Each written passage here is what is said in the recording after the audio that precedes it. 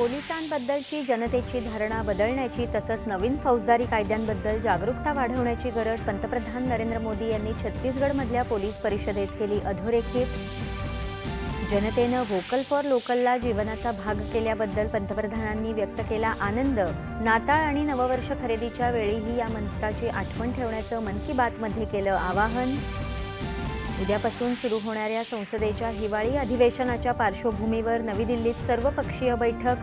संसदेचं काम सुरळीत चालावं यासाठी विरोधकांसोबत चर्चा सुरू ठेवणार किरेन रिजिजू। नॅशनल हेराल्ड प्रकरणासंदर्भात काँग्रेस नेत्या सोनिया गांधी आणि राहुल गांधी यांच्याविरुद्ध दिल्ली पोलिसांनी दाखल केला गुन्हा।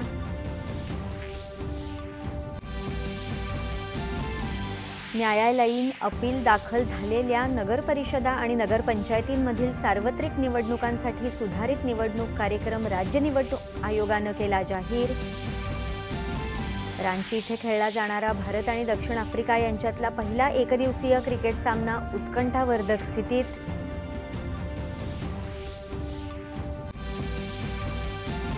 एकदिवसीय क्रिकेट सामन्यात सर्वाधिक षटकार मारणारा फलंदाज ठरला रोहित शर्मा। शाहिद आफ्रिदीचा मोडला विक्रम।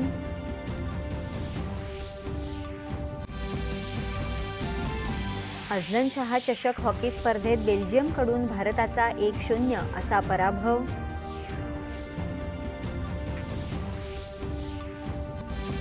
आणि दितवाह चक्रीवादळाची तीव्रता वाढली। तामिळनाडू आणि पुद्दुचेरीमध्ये मुसळधार पाऊस। श्रीलंकेत भारतातर्फे बचाव कार्य जारी।